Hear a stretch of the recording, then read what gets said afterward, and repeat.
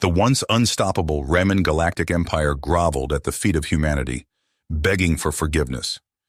In the Grand Senate chamber, George Hicks stood tall at the central podium, representing Earth in the high-stakes negotiations. He spoke with calm, measured words, but his eyes flashed with steel. For centuries, the Reman Empire has dismissed humanity as a primitive backwater species.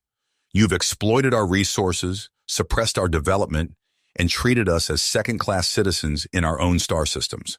No more. George tapped a control on the podium. A holographic star map burst to life above the Senate floor, causing the alien delegates to gasp and mutter. The display zoomed in on a remote sector at the edge of Imperial space, revealing a sprawling shipyard bustling with activity. Dozens of sleek, angular warships hung in the void, emblazoned with the insignia of the ancient Terran Dominion. This fleet, constructed in secret by our ancestors, has lain dormant for 1,000 years, waiting for the day when humanity would reclaim its rightful place on the galactic stage. That day has come. Emperor Umbra, his green skin pale, rose from his throne with a flourish of his crimson robes. The Reman Empire apologizes for the misunderstandings of the past. We wish to atone for our mistakes and forge a new alliance with Earth.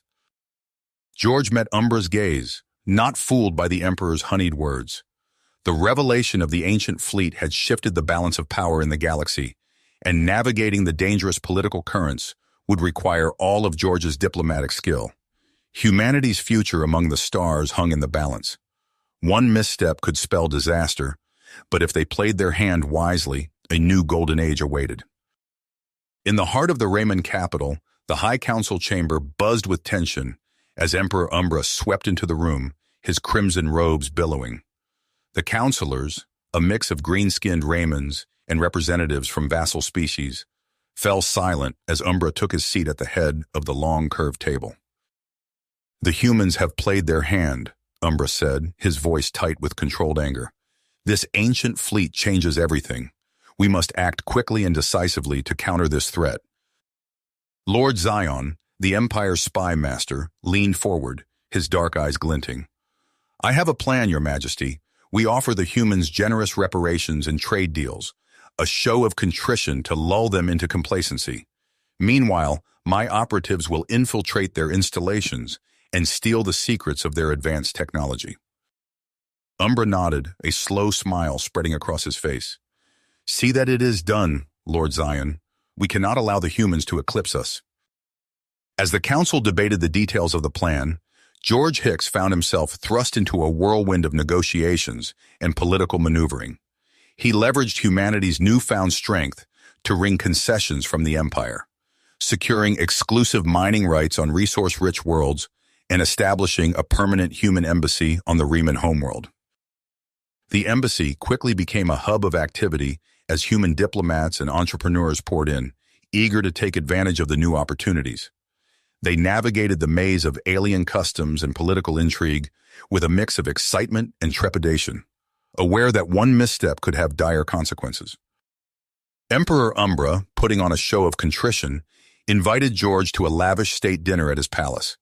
The grand banquet hall was a dizzying array of exotic foods, shimmering fabrics, and glittering jewels. As they dined, Umbra probed for information about the ancient fleet's capabilities, his tone one of fascination and respect for human ingenuity. George, wary of the Emperor's true motives, deftly steered the conversation towards the potential for future cooperation. He painted a picture of a galaxy where humans and Remans worked side by side as equals, their strengths complementing each other. Umbra smiled and nodded, but George could see the calculation behind his eyes. Back at the human embassy, a young aide rushed into George's office, her face pale. "Ambassador Hicks, we have a situation. The security AI detected an intrusion in our classified files." George raced to the embassy's command center, his heart pounding. On the main screen, the AI displayed a schematic of the building, a flashing red dot indicating the location of the intruder. "Initiate lockdown," George ordered, his voice calm and authoritative. "Seal all exits and alert our security teams." The AI complied, and the embassy transformed into a fortress. Blast doors slammed shut, and armed guards took up positions at key points. George watched the security feeds, his eyes narrowed as he searched for any sign of the intruder. After a tense hour, the AI reported that the intruder had escaped, but not before transmitting fragments of stolen data. George focused his mind, knowing that this was just the beginning. The Empire would stop at nothing to undermine human power, and he would need all his skill and cunning to stay one step ahead. As the uneasy peace between the Empire and Earth stretched thin, a new threat was gathering strength in the shadows. Admiral Karzoth, a charismatic and ruthless Raymond, saw the ancient human fleet as an intolerable challenge to Raymond supremacy. He began quietly rallying the hardline elements of the Imperial military, forging a network of loyal officers and stockpiling weapons for the coming conflict. On Earth, Dr. Eliza Novak bent over her workstation, her brow furrowed in concentration as she studied the schematics of the ancient fleet. The technology was unlike anything she had ever seen, advanced beyond even the most cutting-edge human science. As she delved deeper into the mystery, Dr. Novak stumbled upon a cryptic reference to a long-forgotten chapter in human history, a hint of a dark secret buried in the fleet's past. She felt a chill run down her spine, a sense that she was on the cusp of a discovery that could change everything. George Hicks stood at the window of his embassy office, gazing out at the alien cityscape. The glittering spires and soaring arches of the Riemann capital stretched out before him, a testament to the Empire's power and wealth. But beneath the surface, he knew, currents of danger and intrigue were swirling, threatening to drag humanity into a vortex of conflict. He would need all his diplomatic skills, all his cunning and resourcefulness, to navigate the treacherous waters ahead.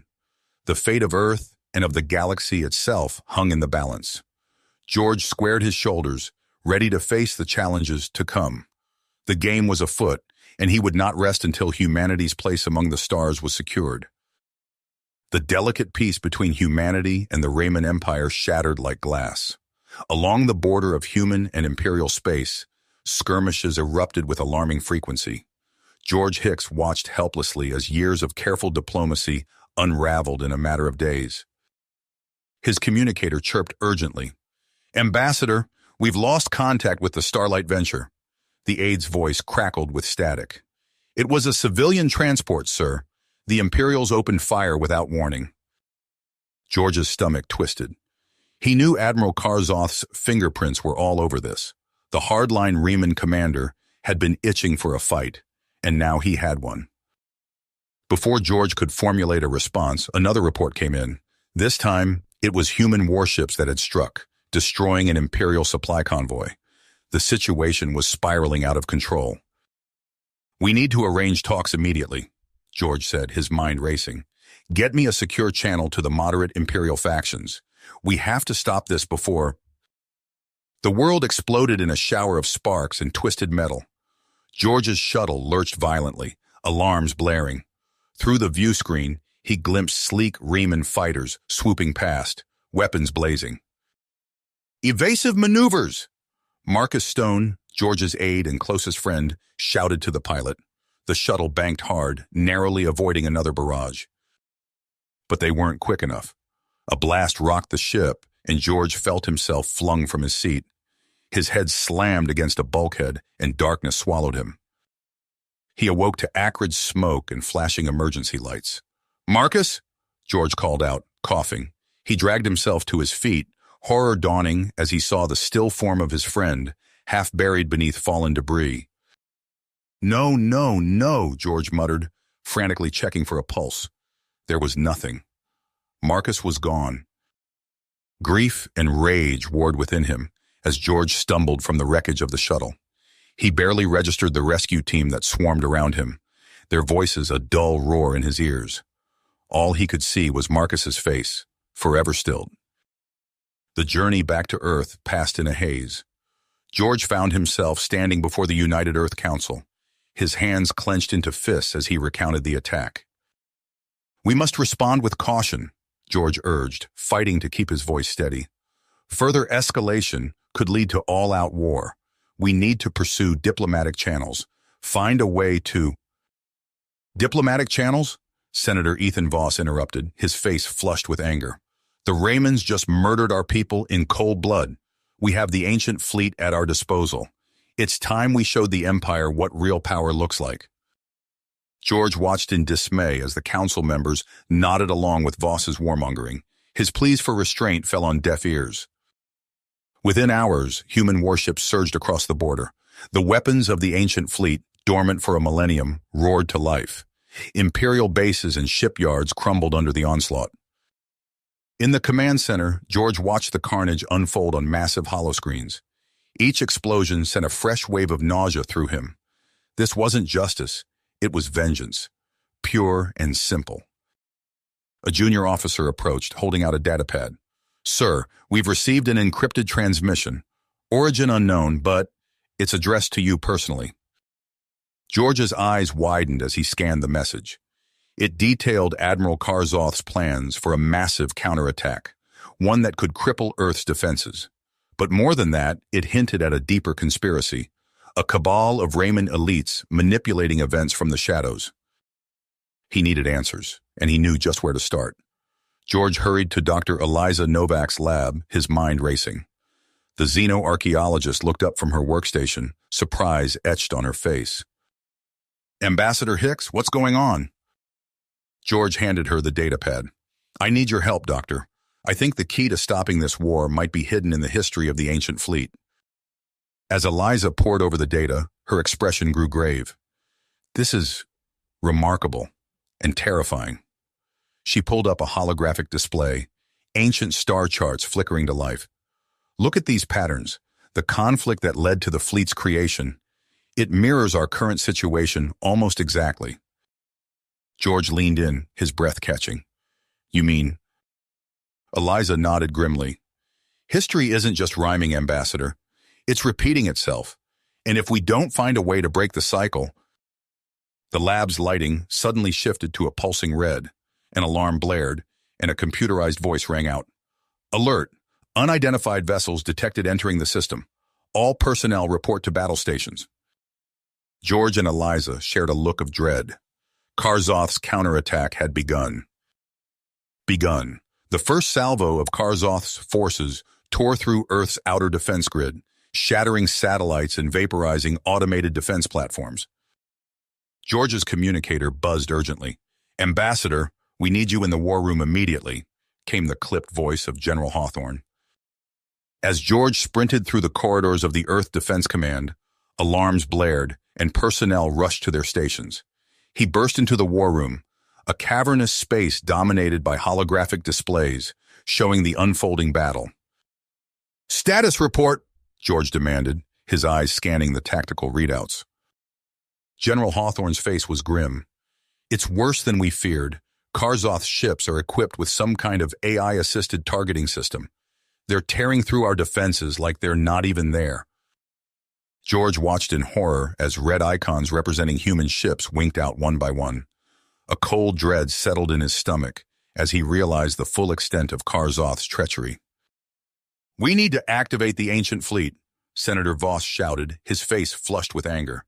"It's our only chance to strike back." George held up a hand. "Wait, there's more going on here than we realize." He turned to Dr. Novak, who had followed him into the war room. "Doctor, tell them what we've discovered." Eliza stepped forward, her voice steady despite the chaos around them. "The ancient fleet wasn't built to fight an alien threat. It was created to combat an extremist faction within our own civilization, one manipulated by war profiteers, not unlike Admiral Karzoth." A stunned silence fell over the room. George seized the moment. "We can't repeat the mistakes of the past. There's a third option." He quickly outlined what he had learned about the Imperial resistance and their offer of an alliance. As he spoke, a new alert flashed across the tactical displays. "Sir," a junior officer called out, "we're detecting a massive energy signature at the edge of the system. It's like nothing we've ever seen before."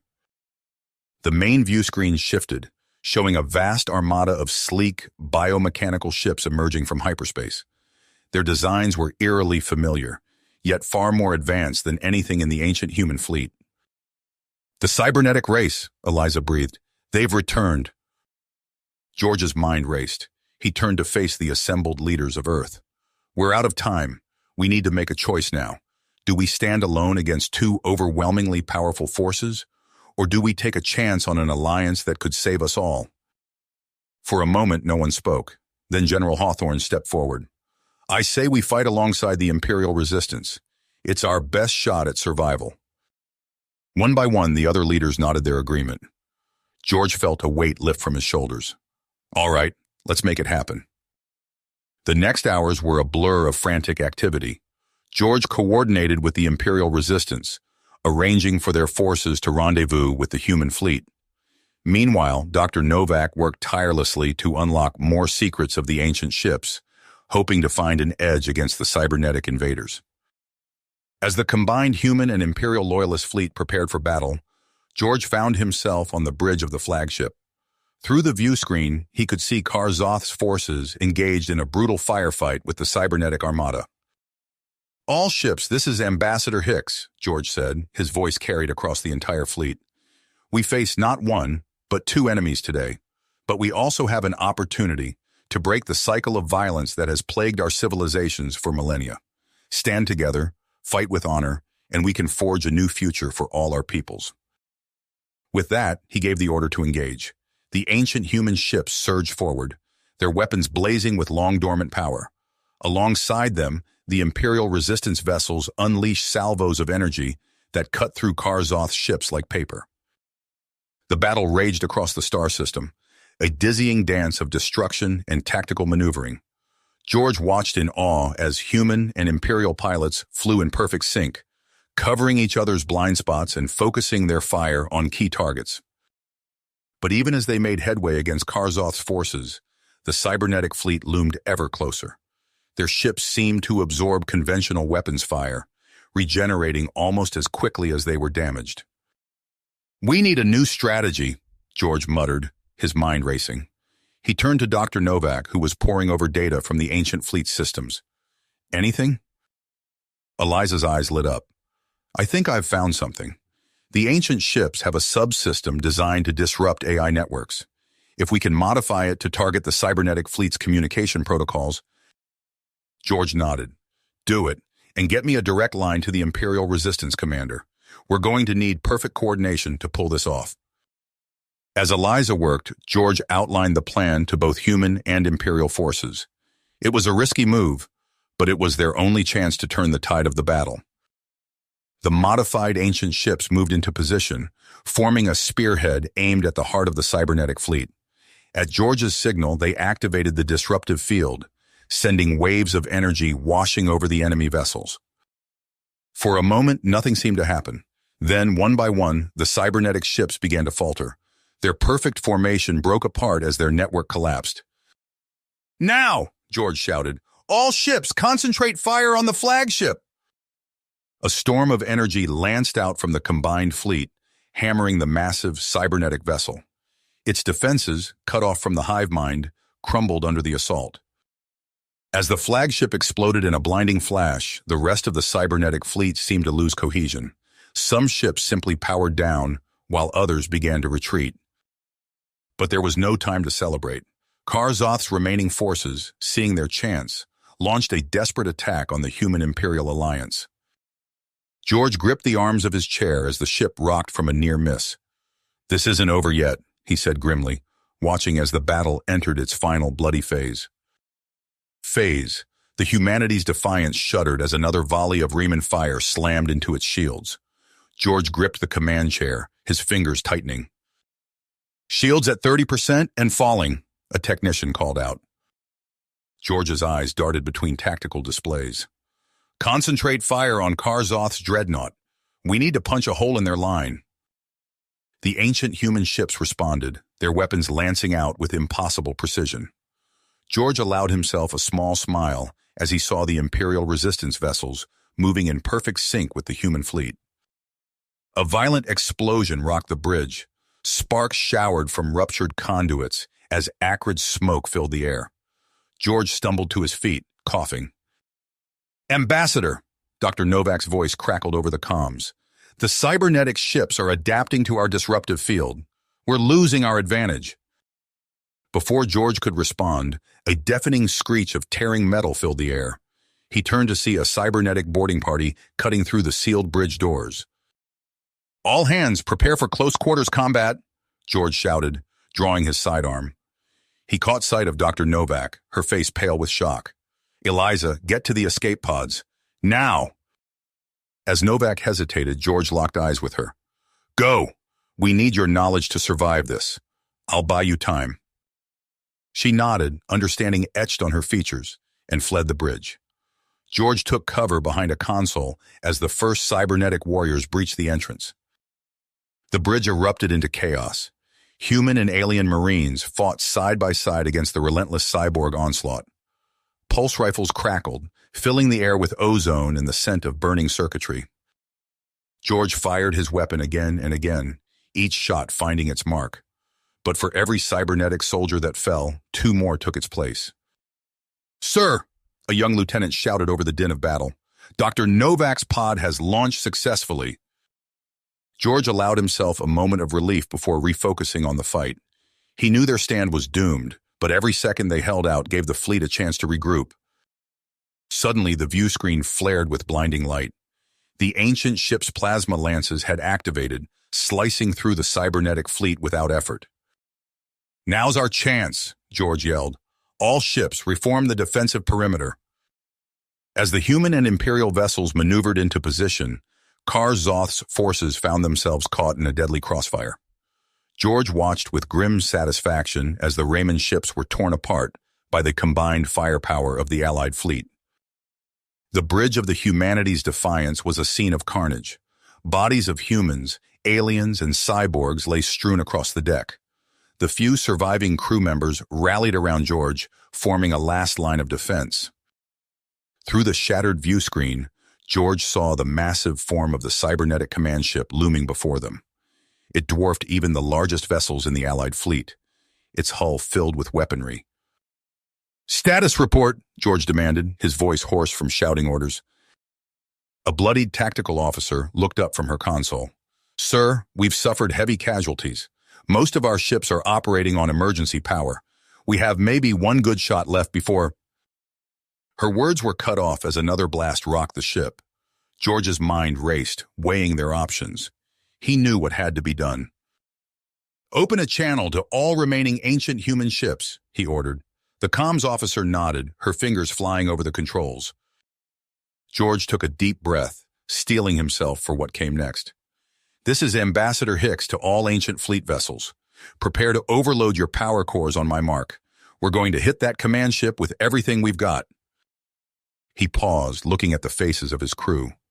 They understood the gravity of his order, the sacrifice it demanded. But in their eyes, he saw not fear, but dedication. "It's been an honor serving with you all," George said softly. Then his voice rang out clear and strong. "Fire!" The remaining ancient ships surged forward, their power cores pulsing with blinding energy. As one, they unleashed a focused wavefront beam that speared towards the cybernetic command ship. The beam struck home, carving through the massive vessel's hull. For a moment, nothing happened. Then the command ship erupted in a cataclysmic explosion that lit up the system like a newborn star. George shielded his eyes from the intense glare. When he looked again, the cybernetic command ship was gone, but so were the ancient human vessels that had made the final desperate attack. Silence fell over the bridge of the Humanity's Defiance. George slumped in his chair, the weight of their Pyrrhic victory settling on his shoulders. A crackling transmission broke the quiet. "Ambassador Hicks, this is Captain Voss of the Imperial cruiser Stalwart. We're detecting no further enemy signatures in the system. It appears we've won." George nodded wearily. "Acknowledged, Captain. Prepare to receive survivors from the Defiance. We're dead in space here." As the crew began emergency evacuation procedures, George made his way to a viewport. The battlefield was a graveyard of shattered ships and debris. Human colony worlds, once bright beacons of hope, now lay dark and scarred. He felt a presence beside him and turned to see Captain Voss, the Imperial officer's face a mirror of his own exhaustion and grief. "What now, Ambassador?" Voss asked quietly. George's gaze drifted back to the stars. Now we rebuild, and we make sure this never happens again. As the stalwarts' shuttle bay doors closed behind them, George knew their journey was a long way to go.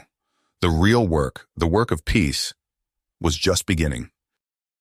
You have reached the end of the story. If you enjoyed this story and want to support us, please leave a like and subscribe to our channel, and for every comment that says 88, I will heart every single one of them. Thank you for your time.